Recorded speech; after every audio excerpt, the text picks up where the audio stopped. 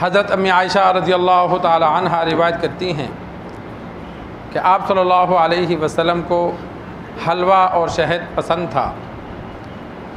یہ ہمارے ہاں جو مشہور کر دیا گیا ہے کہ جو ہم حلوہ بناتے ہیں یہ وہ حلوہ مراد نہیں ہے، بلکہ اس سے میٹھا پانی مراد ہے، شربت مراد ہے جو پیا جاتا ہے۔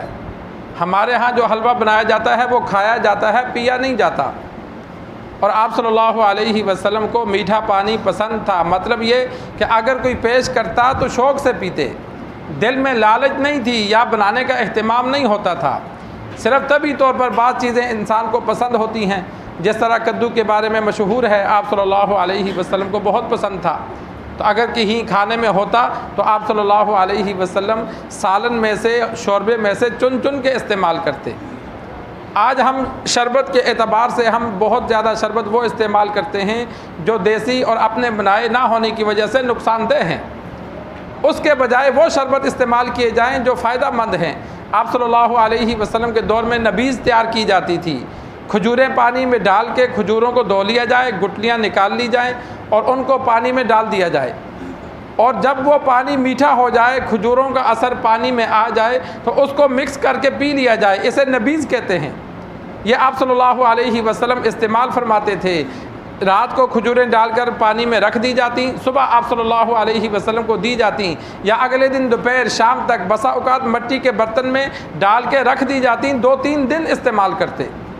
اور قوت کے لیے بھی یہ بہت فائدہ مند ہے، جسم میں قوت بھی آتی ہے، جسم میں ٹھنڈک بھی آتی ہے، اور ایک شربت کا بہترین شربت ہے۔ یا اسی طرح پانی میں شہد ڈال کر آپ صلی اللہ علیہ وسلم استعمال فرماتے۔ تو شربت کوئی بھی ہے جو نشہ آور نہ ہو تو وہ جائز ہے پینا۔ آپ صلی اللہ علیہ وسلم کے دور میں جو شربت تیار ہوتے تھے آپ صلی اللہ علیہ وسلم استعمال فرماتے۔ تو آج کل ہمارے ہاں دیسی خوراکیں نہ ہونے کی وجہ سے جسم میں بہت کمزوریاں ہیں، تو انسان یہ چیز استعمال کر کے دیکھے، یہ بہت فائدہ مند ہے۔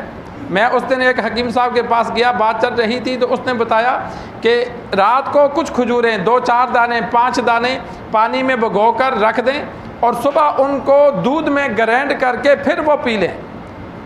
کہتے ہیں یہ بہت ہی انتہائی قوت والا شربت ہے۔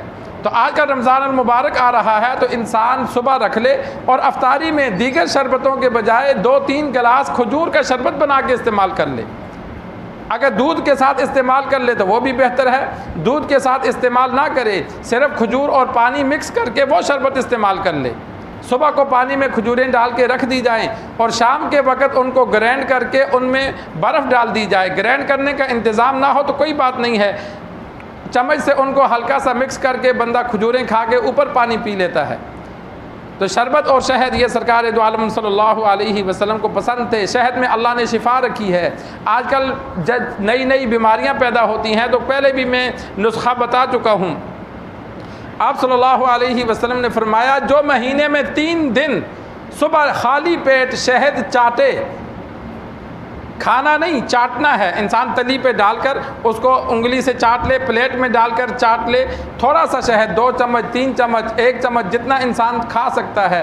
آپ صلی اللہ علیہ وسلم نے فرمایا جو 3 دن ہر مہینے خالی پیٹ صبح شہد چاٹے اس کو کوئی بڑی بیماری، کوئی بڑی وبا نہیں لگ سکتی۔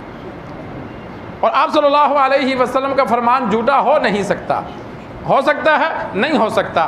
تو یہ ایک بہترین، آج کل جو ہم کورونا سے ڈرتے ہیں یا کسی اور وبائی مرض سے ڈرتے ہیں یا فالج کے اٹیک سے ڈرتے ہیں، دل کے اٹیک سے ڈرتے ہیں، یہ جو بڑی بیماریاں ہیں تو مہینے میں 3 دن کوئی مشکل کام نہیں ہے، غریب بندہ بھی استعمال کر سکتا ہے۔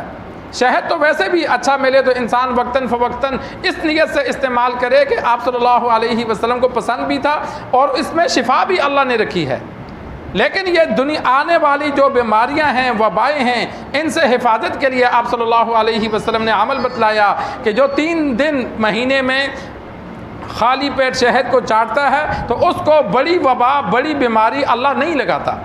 تو انسان یہ بھی عمل کر لیا کرے، صبح جب انسان اٹھے تو 3 دن کوشش کرے، ویسے تو کبھی یاد آئے کبھی نہ آئے لیکن 3 دن لازماً ہر مہینے استعمال کرے۔ اس کا یہ فائدہ ہوگا کہ بڑی بیماری کا، بڑی وبا کا اس پر حملہ نہیں ہوگا، اللہ اس کی حفاظت فرمائے گا۔ تو اللہ سے دعا ہے اللہ ہمیں دین سیکھ کر، سمجھ کر عمل کرنے کی توفیق عطا فرمائے۔